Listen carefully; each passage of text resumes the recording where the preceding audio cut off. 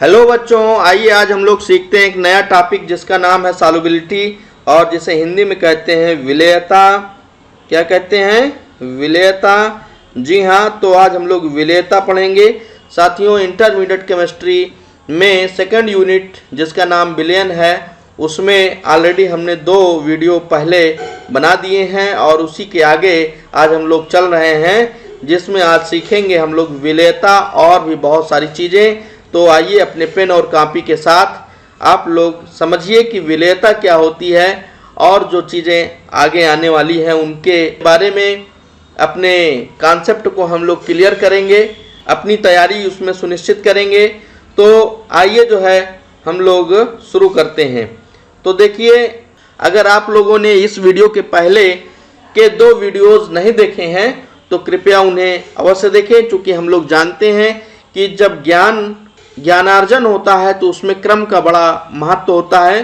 तो पहले के 2 वीडियो आप देख लेंगे, उसके बाद इसको देखेंगे तो मुझे पूरा विश्वास है कि आप लोगों को चीज़ें बहुत आसानी से समझ में आ जाएंगी। तो आइए देखते हैं विलेयता। विलेयता क्या होती है? विलेयता जो है वो क्या है, यानी सॉल्युबिलिटी क्या है? Solubility is just the maximum amount of solute. ठीक है, सॉल्युबिलिटी क्या है? वो ठीक विलेय की अधिकतम मात्रा है। विलेयता क्या है? ये विलेय की घुली हुई अधिकतम मात्रा है। अधिकतम मात्रा, घुली हुई अधिकतम मात्रा है। ठीक है, किसमें? निश्चित आयतन के विलयन में। किसमें? निश्चित आयतन के विलयन में। ठीक है, तो देखिए, किसी निश्चित आयतन के विलयन में, अब इसको हम ले लेते हैं 100 ml। ओके, और स्पेसिफिक हो जाए, एकदम टू द पॉइंट हो जाए। तो इसके लिए देखिए, 100 ml आयतन के विलयन में विलेय की घुली हुई अधिकतम मात्रा को क्या कहते हैं? विलेयता। जब ताप, दाब या अन्य जो खुराफात हैं ये क्या हो? नियत हो। क्लियर? ठीक है, ठीक है ना भाई? तो विलेय की जो घुली हुई अधिकतम मात्रा है किसमें? निश्चित आयतन के विलयन में। और निश्चित आयतन कितना है? 100 ml। तो 100 ml आयतन के विलयन में उपस्थित विलेय की अधिकतम मात्रा या घुली हुई विलेय की अधिकतम मात्रा ही क्या होती है? विलेयता होती है, जब ताप और दाब नियत हो। ओके, तो आप लोग इसको नोट भी करते चलिए, समझते चलिए। बहुत सिंपल है, इसको कोई याद करने की विशेष आवश्यकता नहीं है, समझ लीजिए। और इस इसी क्लास में आपको जो है आपका कॉन्सेप्ट एकदम स्पष्ट हो जाएगा।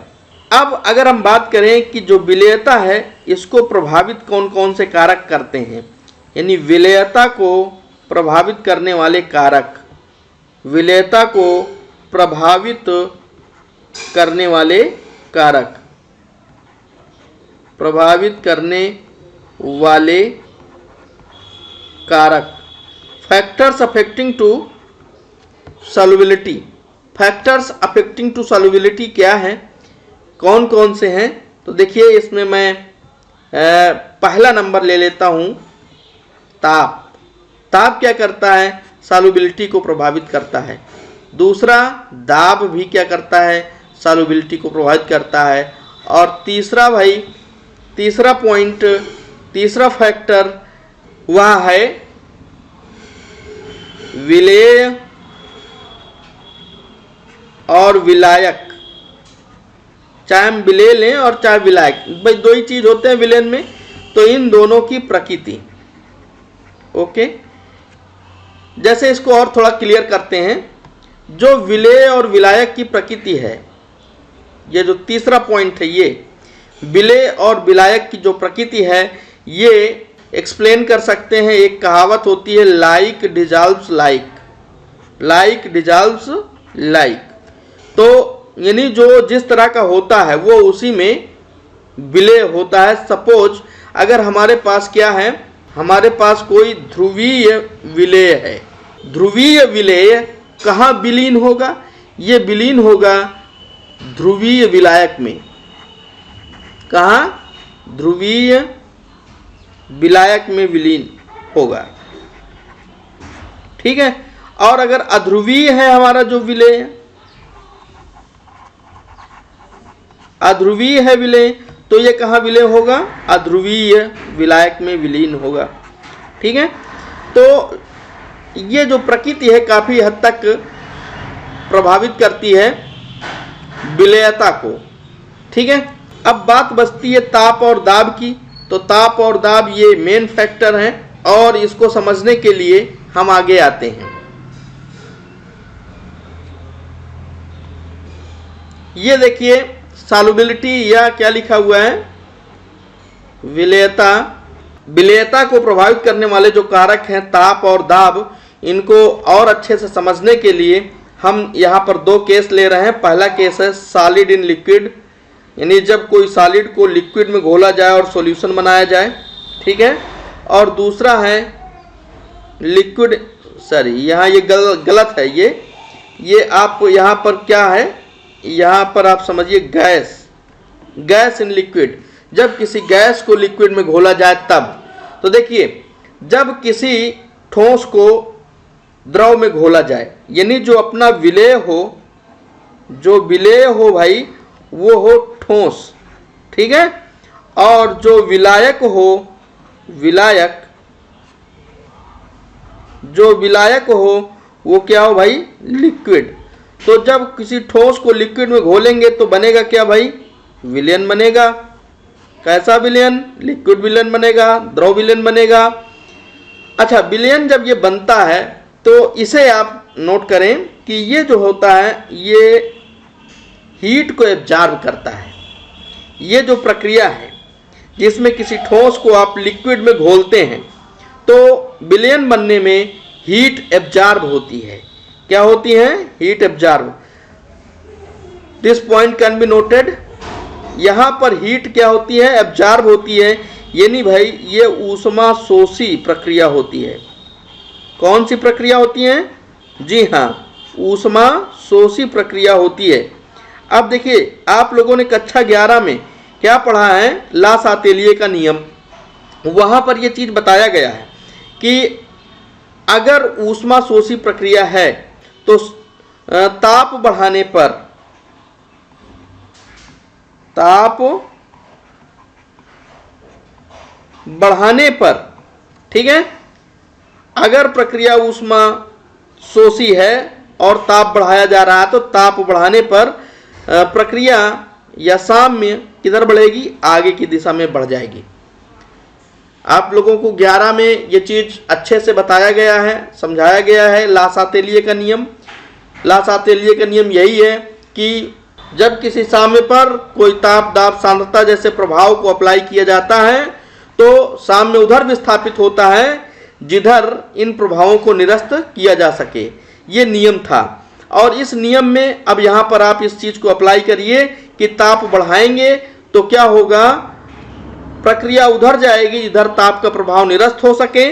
तो निरस्त किधर होगा? जिधर की ऊष्मा कम होगी, यानी कि अभिक्रिया आगे की दिशा में बढ़ेगी। ठीक है। तो अभिक्रिया जब आगे की दिशा में बढ़ेगी तो यहाँ पर क्या रिजल्ट निकल के आया कि विलेयता जो होती है, विलेयता जो होती है वो टेम्परेचर के प्रोपोर्शनल हो गई। यानी ताप बढ़ाएंगे तो विलेयता बढ़ जाएगी। कब बढ़ जाएगी? जब हम किसी ठोस को द्रव में घोलेंगे। जब किसी ठोस को द्रव में घोलेंगे तो विलेयता क्या होगी? बढ़ेगी, अगर ताप बढ़ाया जाता है। आइए इधर समझते हैं गैस इन लिक्विड सॉल्यूशन। जब किसी गैस को, यानी कि जो विलेय होगा, विलेय वो क्या होगा भाई? वो होगा गैस। ठीक है। और विलायक क्या होगा? द्रव होगा। विलायक क्या होगा? द्रव, यानी लिक्विड। तो गैस इन लिक्विड, अब ये क्या बन रहा है? विलयन बन रहा है, ये भी उत्क्रमणीय प्रक्रिया है। तो ये होती है भैया, यहाँ पर हीट निकलती है, यहाँ पर क्या होता है, हीट निकलती है, यानी ये ऊष्माक्षेपी प्रक्रिया होती है। कौन सी प्रक्रिया? जी हाँ, ऊष्माक्षेपी प्रक्रिया होती है। तो अब लासातेलिय नियम यहाँ पर लगाएंगे, अगर यहाँ पर आप ताप बढ़ाएंगे तो अभिक्रिया अग्र दिशा में नहीं जाएगी, अभिक्रिया पश्च दिशा में जाएगी, और जब पश्च दिशा में जाएगी तो विलेयता क्या होगी, घट जाएगी। यानी विलेयता जो हुई वो किसके प्रोपोर्शनल हुई, 1/T, यानी टेम्परेचर को बढ़ाएंगे तो विलेयता घट जाएगी। तो यहाँ पर देखिए, जो ताप का मैंने विवरण आपको स्पष्ट करने की कोशिश किया, उसमें अगर in case of solid in liquid solution है, यानी जब हम किसी ठोस को द्रव में घोलने की बात करेंगे तो उस समय ठोस की जो विलेयता होगी वो ताप बढ़ने पर बढ़ेगी, और जो गैस इन लिक्विड की बात है उसमें जब गैस को किसी लिक्विड में घोलेंगे तो ताप बढ़ाने पर विलेयता घटेगी। ठीक है, थोड़ा आप इसे ऐसे समझ लीजिए, जैसे ये एक बर्तन है, इस बर्तन में हमने क्या किया, ये वाटर भर लिया, जल भर लिया, और इसमें क्या डाल दिया, इसमें हमने NaCl डाल दिया है। विलेय क्या हुआ, NaCl, और विलायक हुआ H2O। H2O में NaCl ऐड किया। अब देखिए, माना कि इस उदाहरण में 50 ग्राम NaCl घुल पाया और अब नहीं घुल पा रहा है, तो इसकी विलेयता कितनी हुई, 50 ग्राम। किसकी, NaCl की। NaCl की जो विलेयता हुई वो 50 ग्राम पर 100 ml। इसमें देखिए 50 ग्राम घुल पाया। अब क्या हुआ, हम अगर इसको टेम्परेचर दे दें, क्या दे दें भैया, टेम्परेचर, तो जब इसको हम ये बर्नर लगा दिया, अब ये गर्म हो रहा है। अब जब ये गर्म होगा तो क्या होगा, 50 के बजाय यहाँ पर 60 ग्राम NaCl भी घुल सकता है। कितना घुल सकता है, 60 ग्राम भी घुल सकता है, 70 ग्राम भी घुल सकता है, 80 ग्राम भी घुल सकता है। ठीक है ना, तो इसकी विलेयता क्या हो गई, इसकी विलेयता बढ़ गई। ओके, ठीक है। लेकिन यहाँ पर अगर हम किसी गैस को घोल रहे हैं, कहाँ, किसी लिक्विड में, जैसे कि आप मान लीजिए ये क्या है, कोल्ड ड्रिंक का बाटल है, ये कोल्ड ड्रिंक का क्या है, बाटल है। अब इस बाटल में क्या है, ये आपका लिक्विड भरा हुआ है, और इस लिक्विड में हमने क्या मिलाया, CO2 गैस मिलाया। तो CO2 आपका क्या हो गया, विलेय हो गया, और ये जो है आपका, ये जो लिक्विड है यहाँ पर, ये विलायक हो गया। तो अब देखिए, जब टेम्परेचर ज़्यादा होता है, यानी कि जब बोतल गर्म होती है, तो उस समय इसका टेस्ट कहाँ आता है, जब कोल्ड ड्रिंक गर्म होती है और उस समय इसको पिया जाता है तो इसका टेस्ट नहीं आता। लेकिन जब CO2 इसमें डिजॉल्व होती है, यानी जब इसको ठंडा कर देते हैं, यानी टेम्परेचर जब कम करेंगे, जब टेम्परेचर कम करेंगे भाई, ये जो टेम्परेचर है आपका, जब ये कम होगा तो विलेयता क्या होगी, बढ़ जाएगी, यानी CO2 इसमें ज़्यादा घुलेगी, और जब ज़्यादा घुलेगी तो इसका टेस्ट क्या होगा, बढ़िया होगा। बात क्लियर हो रही होगी, ठीक है ना। तो जो विलेयता है in case of gas in liquid, उसमें टेम्परेचर बढ़ाने पर विलेयता घटती है और टेम्परेचर घटाने पर विलेयता बढ़ती है।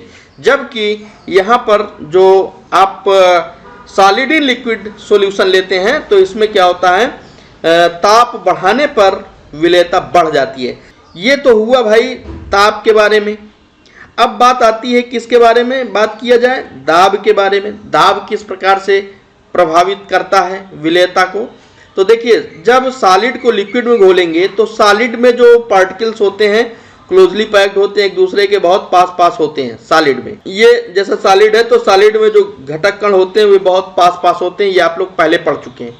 फिर उसके बाद जो द्रव होता है भैया, जिसमें आप इस सॉलिड को घोल रहे हैं, इस द्रव के अणु भी लगभग पास पास ही होते हैं। अब अगर इन चीज़ों पर हम दाब अप्लाई करते हैं, दाब लगाते हैं, तो कोई विशेष जो है प्रभाव नहीं पड़ता, यानी दाब का प्रभाव यहाँ पर ज़्यादा नहीं पड़ता है। ठीक है, चूंकि जो घटक कण है अपेक्षाकृत क्या है, पास पास है।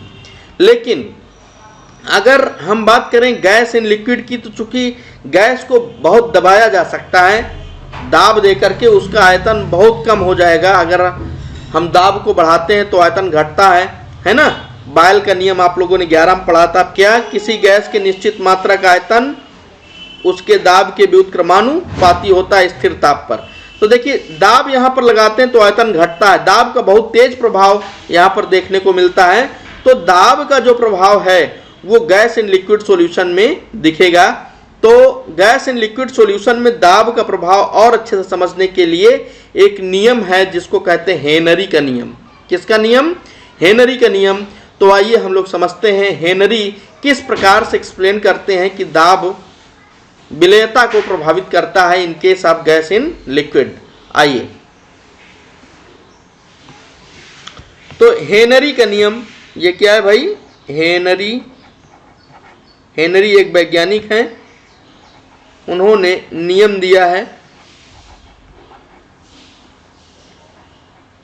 ठीक है।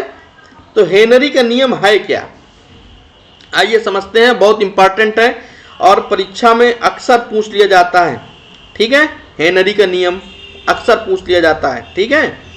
तो हेनरी का नियम क्या है इसको आप समझ लीजिए। हेनरी ने बताया किसी गैस की द्रव में विलेयता अगर हम मानते हैं कि वो यस है, तो किसी गैस की द्रव में विलेयता यस गैस के दाब के अनुक्रमानुपाती होता है। गैस का जो दाब है अगर वो P है तो यह हो जाएगा यस प्रोपोर्शनल P स्थिर ताप पर। किस ताप पर? जी हाँ, ताप क्या हो? स्थिर हो। तो स्थिर ताप पर किसी गैस की द्रव में विलेयता उसके दाब के अनुक्रमानुपाती होती है। यही क्या है? हेनरी का नियम है। अब बात आती है कि ये जो दाब है, गैस का जो दाब है, तो ये दाब गैस पर तो पड़ेगा ही, साथ में उस द्रव पर जो कि विलायक की भूमिका में है उस पर भी तो दाब पड़ेगा। तो दाब जो हो गया वो चूंकि गैस और द्रव दोनों पर पड़ रहा है, तो इसके लिए डाल्टन का आंशिक दाब का नियम हम यहाँ अप्लाई करेंगे। डाल्टन का आंशिक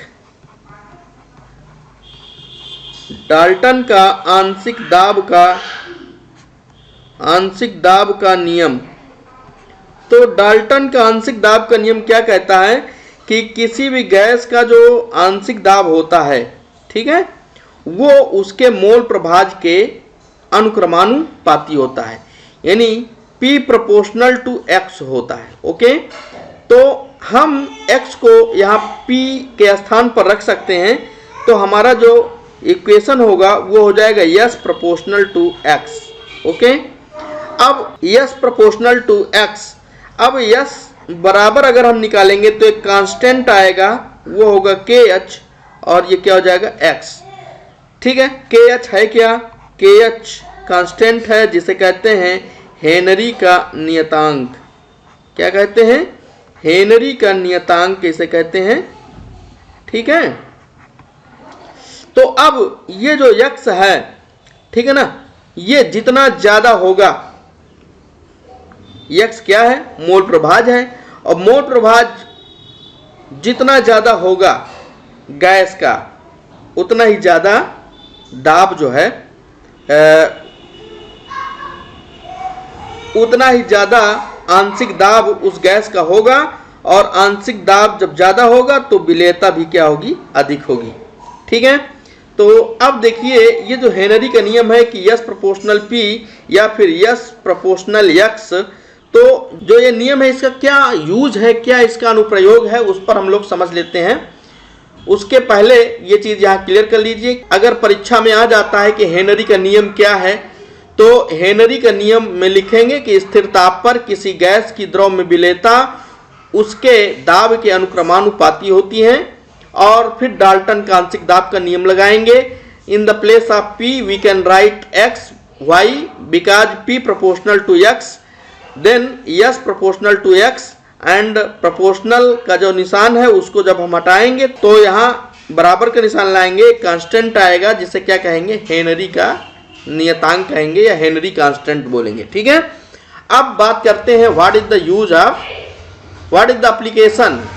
ठीक है, तो आइए हम लोग बात करते हैं हेनरी के नियम के अनुप्रयोग। हेनरी के नियम के अनुप्रयोग, हेनरी के नियम के अनुप्रयोग, एप्लीकेशंस ऑफ हेनरीज लॉ। तो पहला जो इसका अनुप्रयोग है वो चाहे कोई कोल्ड ड्रिंक हो या सॉफ्ट ड्रिंक हो या सोडा वाटर हो, सोडा वाटर, इन सभी चीज़ों की जो बाटल होती है उसको हाई प्रेशर में रखते हुए सील किया जाता है। ठीक है ना, this is the first application. जब उच्च दाब के अंतर्गत, जब इस उच्च दाब cold drink, soft drink, soda water की बाटलों में CO2 की विलेयता को बढ़ाने के लिए, CO2 की जो विलेयता है बढ़ाने के लिए क्या करते हैं, बढ़ाने के लिए इसके बाटल को उच्च दाब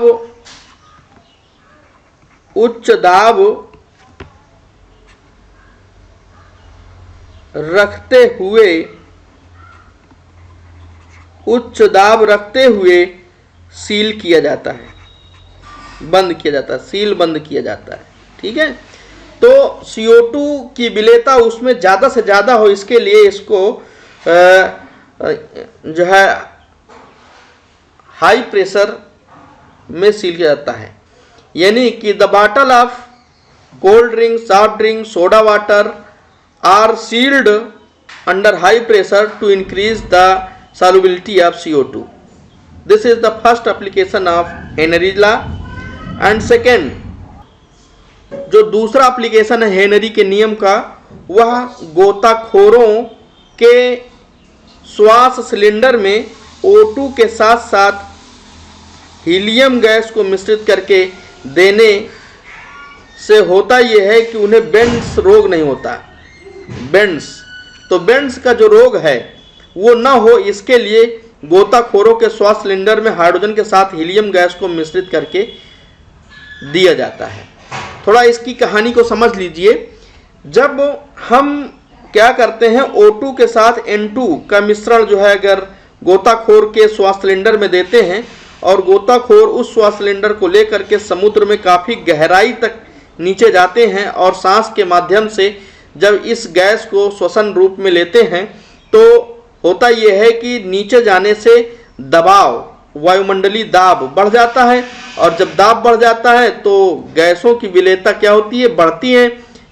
जब गैसों की विलेयता बढ़ेगी तो इन गैसों की रक्त में विलेयता बढ़ जाती है। भाई सांस लेगा तो सांस के माध्यम से फेफड़े में ये गैस जाएगी, तो फेफड़े में जो ब्लड होता है उससे नाइट्रोजन गैस डिजॉल्व हो जाती है, और जब नाइट्रोजन गैस उसमें डिजॉल्व हो जाती है तो उस समय तो कोई बात नहीं, लेकिन जब ये गोताखोर फिर से समुद्र की गहराइयों से ऊपर यानी समुद्र स्तर पर आते हैं तो दबाव कम होता है, तो ये जो घुली हुई नाइट्रोजन है ब्लड से बाहर आती है, और जब ब्लड से बाहर आती है तो चूंकि बुलबुले के रूप में बाहर आती है तो ये सेल्स को फाड़ते हुए बाहर निकलती है, जो अपार पीड़ा का अनुभव देती है। तो इसमें क्या होता है, गोताखोर की मृत्यु तक भी हो जाती थी। बेंड्स रोग से बचाने के लिए या बेंड्स रोग को मिनिमाइज करने के लिए मैक्सिमम क्या किया जाता है, N2 को ऑक्सीजन के साथ न मिला के बल्कि हीलियम को मिलाया जाता है। हीलियम डिजॉल्व होती है लेकिन इसका साइज छोटा है, किसकी अपेक्षा में, N2 की अपेक्षा में छोटा है, तो इसलिए जब ये सेल से बाहर जाती है तो ज़्यादा पीड़ा का अनुभव नहीं होता। ठीक है, तो ये दूसरा एप्लीकेशन क्या हुआ कि गोताखोर के श्वास सिलेंडर में बेंड्स रोग को कम से कम करने के लिए, मिनिमाइज करने के लिए, न्यूनतम करने के लिए ऑक्सीजन के साथ हीलियम गैस को मिश्रित करके दिया जाता है। तीसरा एप्लीकेशन की बात कर लेते हैं, वो है पर्वतारोहियों में। पर्वतारोही, जो पर्वतारोही होते हैं या क्लाइंबर जिन्हें कहते हैं, तो ये क्या इनके श्वास सिलेंडर में ऑक्सीजन की कंसंट्रेशन बढ़ा दी जाती है। ऑक्सीजन की जो सांद्रता होती है वो बढ़ा दिया जाता है, ज़्यादा किया जाता है। क्यों? क्योंकि जब ये काफ़ी ऊपर पहुंचते हैं, पर्वत में चढ़ते चढ़ते जो समुद्र तल है उससे काफ़ी ऊंचाई तक पहुंच जाते हैं। तो जब ऊंचाई तक पहुंच जाते हैं तो जैसे जैसे ऊपर जाया जाता है वायुमंडलीय दाब कम होता है, तो वायुमंडलीय दाब घटने से O2 की रक्त में विलेयता घटती है और इससे वो काफ़ी कमज़ोर महसूस करते हैं। और जब साथ ही उनके दिमाग में जब ऑक्सीजन कम जाती है, तो दिमाग में जब ऑक्सीजन कम जाती है तो वो सिली टाइप के हो जाते हैं, मूर्ख टाइप के हो जाते हैं। और ऐसे में क्या होता है कि किसी भी चीज़ को वो पकड़े और समझे ये कि ये बहुत मोटा है, कोई पेड़ है जैसे कोई डाल है, तो सोचे कि ये बहुत मोटा है, इसको पकड़ के और हम चढ़ जाएंगे। तो थोड़ा समझने में वहाँ पर दिक्कत होती है उन लोगों को और वो जो है काल कलवित हो जाते हैं। गिरेंगे तो मर जाएंगे। तो ऐसी दशा से बचाने के लिए पर्वतारोहियों के श्वास सिलेंडर में ऑक्सीजन की सांद्रता को बढ़ा दिया जाता है। तो दीज आर द 3 एप्लीकेशंस, 3 ये क्या हैं, 3 अनुप्रयोग हैं जिनको आप लोग समझ गए होंगे। और इसको आप लोग लिख लीजिएगा। लिखने के बाद दूसरे लोगों को भी बताइए, आप में अभिव्यक्ति की क्षमता बढ़ेगी और इससे फिर आप अपने लक्ष्य को प्राप्त कर पाएंगे, किसी चीज़ को अच्छे से समझा पाएंगे। तो एक बात अंत में ये कहना था कि अब रेगुलर वीडियोस आप लोगों को इसी टाइम पर मिलती रहेगी। तो इस चैनल को आप सब्सक्राइब कर लीजिए, बेल आइकन को भी दबा लीजिए, जिससे कि आपको ऑल नोटिफिकेशन मिलते रहें, ताकि आप कोई भी वीडियो को मिस न कर पाएँ। इन्हीं बातों के साथ धन्यवाद, मिलते हैं अगले वीडियो में।